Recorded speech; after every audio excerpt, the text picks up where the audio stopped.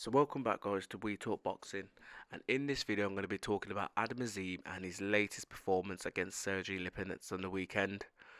Now, this sees Adam Azim remain unbeaten in terms of his career, currently 13-0, and he took on the more experienced Sergey Lipinets in the Wembley Arena on the weekend.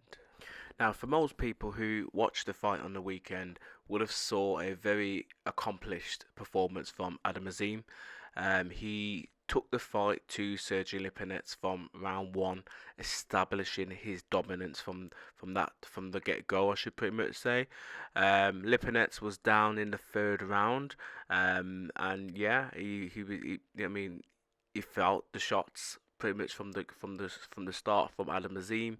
Adam was very poised, very focused, very driven in that fight, and his footwork and jab was just too much for Lipinets to handle. Lipinets was still coming forward, and he tried to impose himself on the younger man in terms of Adam Azim, but it just wasn't enough. Adam though was deducted a point in the fourth and seventh for low blows. So again, that looked a little bit more different on the scorecards, I should say. But in the end, Adam Azim came through the fight pretty much unscathed. Got the TKO stoppage in the ninth round. But he was up on all the scorecards as well. So as I said, this was a very accomplished performance from Adam Azim, and he is getting better with his performances, especially after his last performance against O'Hara Davis, who is a good opponent, very seasoned opponent, I should say. And prior to that, he took on Anuk Poulsen as well. So yeah, his level of competition is getting better in terms of his opponents that he is facing, and his performances are getting better. So Adam Azim is on the up at this moment in time, and the world's pretty much his oyster. Now, this is his first fight for 2025, and it came early in the year, which is very, very good for Adam Azim. So, touch wood, providing there's no injuries and there's no long delays with contracts being signed for fights and stuff. Hopefully, we could see him out another two times in 2025, and hopefully, the opponents will get better in terms of bigger names. And he may even potentially be thrown on bigger cards as well. Now, in the 140-pound division, there's a lot of credible opponents that he could take on, but he is trying to chase a world title, and I would probably say that he's not at that world title level stage at this pretty much moment in time. He's still a prospect.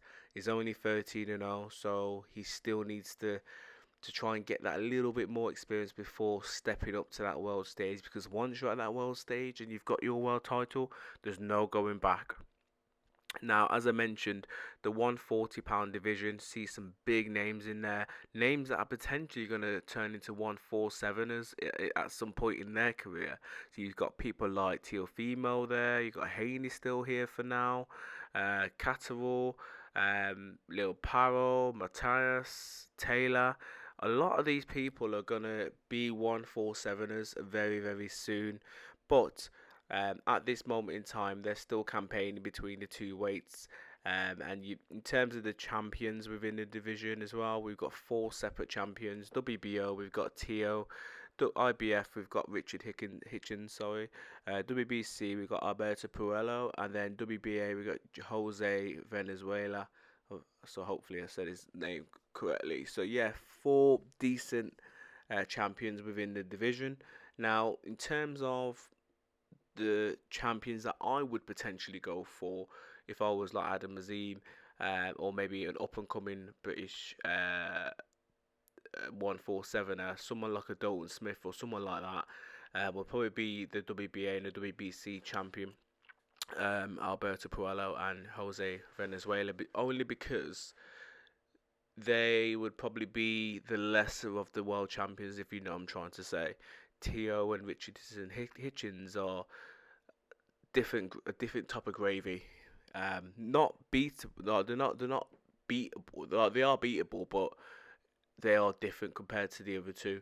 So they would probably be the routes that I would potentially go down. But Adam Azim, he is ranked in the governing bodies in terms of the WBA, WBC, etc. But he will be pushed up slightly higher now, especially with um, boxer as well.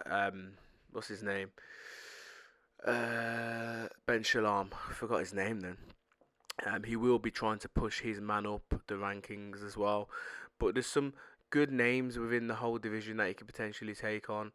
Liam Powell is a very accomplished fighter that he could potentially try and fight. He's been calling out Josh Taylor. A credible fight, especially the two Brits could go up against each other. Josh Taylor only losing twice in his career.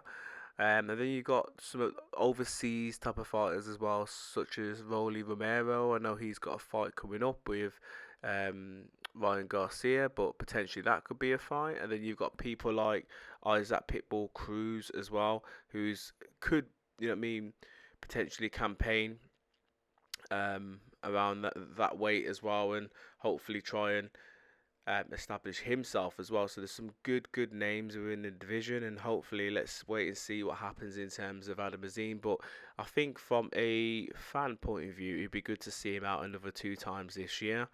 I still feel as if he probably needs to work on his power shots a little bit more.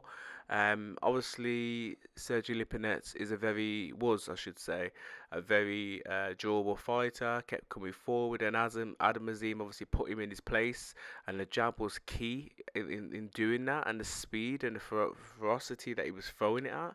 But the higher level opponents, people like your Teofimo and Richardson Hitchens and Pitbull Cruz, these guys could take that sort of jab and that speed, that ferocious, but also give it like throw their own and potentially make it uncomfortable for someone like Adam Azim. And these guys as well are not smaller 140 pounders. Some of these guys are quite big. Like if you look at Teo, his body size is he's quite big at the weight as well.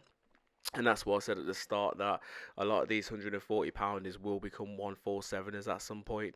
So Adam will be in there with some better opponents as he keeps climbing the rankings and hopefully trying and make his way towards a world title shot. But these guys will be bigger as well, and will be a lot more skilled compared to Sergio Lipinets. But let's wait and see. I think the world's his oyster, is a potential future world champion, provided he keeps his head on track and he doesn't get up into any sort of mischiefs outside of boxing, and keeps himself humble, as Anthony Joshua would say. And I do believe as he gets older, because he's only 22, he will potentially become 147 pounder as well at some point as well. So in the future, we could potentially see him versus maybe Conor Benn, maybe him versus Ennis, maybe, even though Ennis is quite big as well, he may move up to 154. Maybe him versus Crocker, Paddy Donovan, Echo Westerman. These are other good British level opponents that are out there. The welterweight division isn't the greatest division as well, so he could potentially do wonders in that division in the future as well. But let me know your thoughts in the comments below. How far do you believe Adam Azim could go in terms of the boxing divisions? Do you think he could potentially become a world title holder at 147? Or potentially maybe even clean up the division at 140? Let me know your thoughts in the comments below. And as always, please subscribe and comment. Bless.